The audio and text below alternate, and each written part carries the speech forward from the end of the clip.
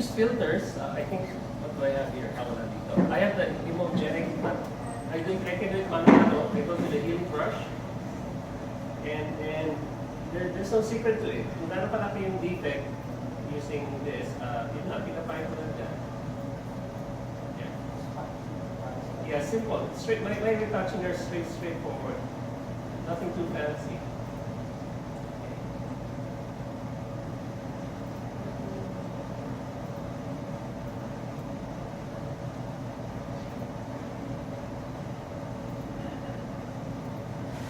To render their skin perfect.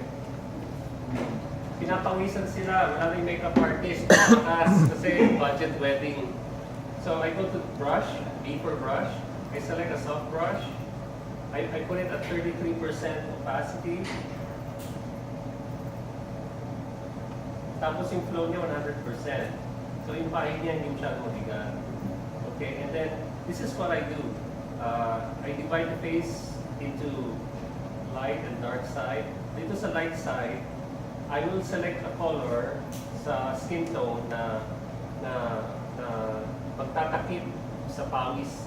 So under brush, I press Alt, it becomes a medicine dropper to select the color. And when I select the color, I don't select the darkest skin or the brightest skin. I select a mid-tone. The mid-tone will be my pancake makeup. So siguro ang mid-tone ito, dito. In between the brightest and the darkest, siguro ito. Usually nasa cheeks. Usually it's pinkish. Tapos I don't eliminate the eye bags. I minimize the eye bags.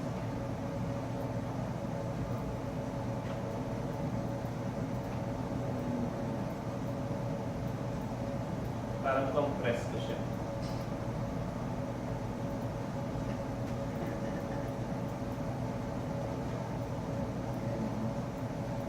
So that's the beauty of the mid-tone. Okay, you know that? And now the other 50% of the face, I press out. If you notice, I don't use layers. My retouching is known as the destructive way to retouch. Hindi nyo na mababalikan because I'm confident enough to do it. So 50% of the face, not the darkest and not the lightest. Siguro a mid-tone, siguro ito. And then minimize. Shadow na pikas.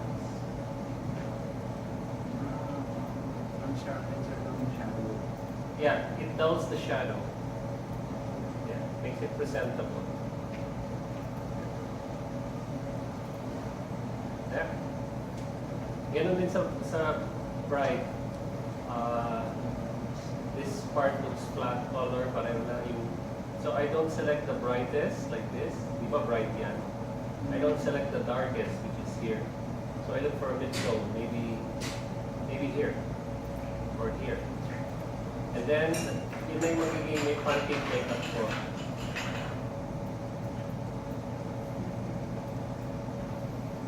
So magiging makeup artist yung photographer. Bawasan yung eye bags. Bawasan yung shadow sa ilaw. Dapat ang shadow sa babae sa ilaw light lang para feminine.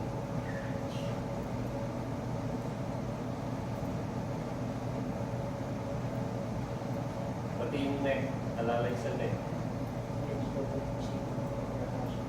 Yeah, well, what can I do?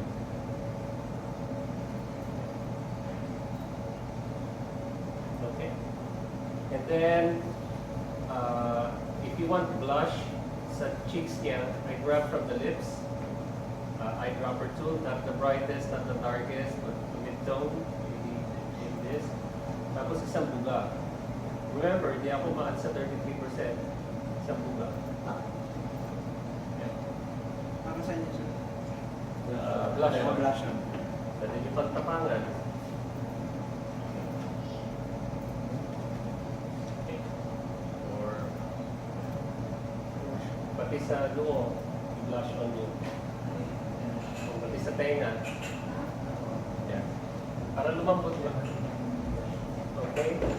Tapos the eyes, the eyeballs, and the teeth should be desaturated. Iba-iba yung discoloration eh. Oo, di ba nakikita niyo yung teeth ng lalaki? Pustiso yata yan eh, tapos yung teeth ng babae. Ano yung turo ni Colgate? Dapat pearly white. Pero sa dentista, ang healthy teeth, off-white, yellowish. So, maniwala muna tayo sa Colgate. So, punta muna tayo sa sponge tool. Nandito yun? Sponge. Tapos desaturate. Tanggalin ang kulay. 100%. So, gawing black and white ang ngipin. Again, close up. Full frame tayo.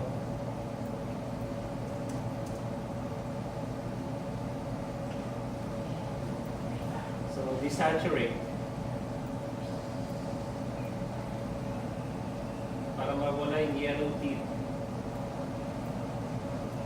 Make sure you don't get the lips. Nakikita niyo ba? Yes, sir. Yeah. So, desaturate the teeth and the eyeballs.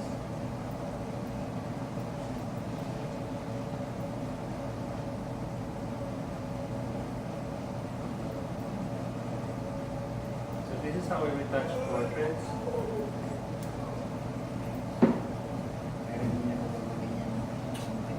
Tapos yung eyeballs. Ang eyeballs dapat white. Tanggalin niyo yung red eyeballs. Gray. Gray siya dapat pag hindi siya nahilawan. The purpose why we desaturate the eyeballs is because we want to lighten it. If you don't desaturate it, kung meron siyang color na red, magiging bright red yung eyeballs. So you better desaturate the eyeballs. Yes, remove the red eye.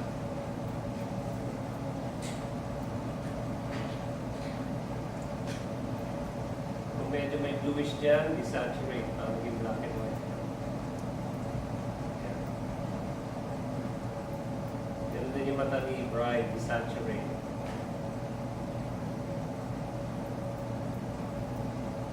Kasi habang tumatanda tayo, because of poor diet, habits, and pollutants, nagkakaroon tayo ng mga discolored eyeballs. So there. Now we want to brighten the eyeballs. To brighten the eyeballs, touch tool, huwag 100%. Use the midtones para hindi biglaan. Again, 33% may magic number. I don't brighten the whole eyeball kasi bilog yan eh. So dapat may bahagi siyang dark. Kasi bilog yun.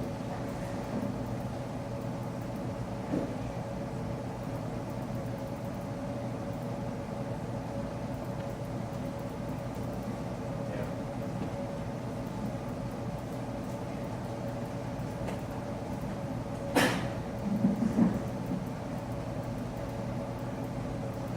Yeah, since nanggagaling yung ilaw sa dakong kaliwa, mas maliwanag yung eyeball sa kaliwa kaysa sa kanan. And then sa ngipin. Alalay lang dito. Sorry guys, nagmamadali tayo. Parang gano'n. Galing, bantay na. Yeah, minsan ini-airbrush ko yan eh. And I use a vacuum. I'll bring it, it's in the bag. Hindi naman talaga. Isang bahagi ng ngipin, maliwanag, yung kabilang.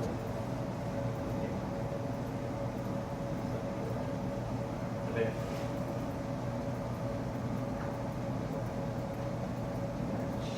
So you're still using the sponge? I'm using now the Dodge tool. Ah, Dodge, okay. And what is the percentage? Still 33? Yeah, that's my magic number. Photoshop textbook tells you to use 10 to 15% for subtlety, but I'm confident enough to not go back to it. Thank you, sir. There.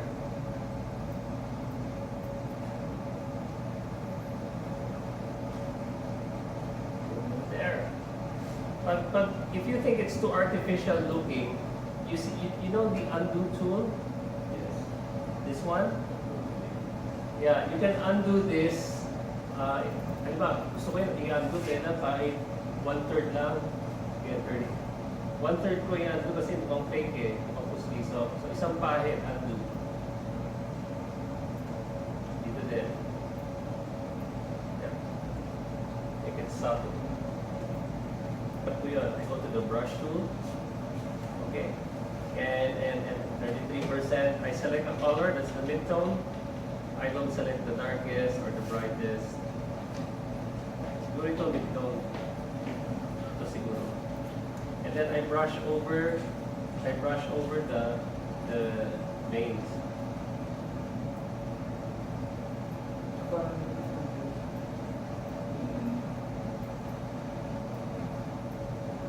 And you brush over the noise. I don't minimize, I don't remove, I just minimize. Para may konting reality check. Sila na yan ang overlay o Wala. Wala. Diretso, pato. Kung gusto niyo ng overlay para malagay niyo ng noise, go ahead. Yeah.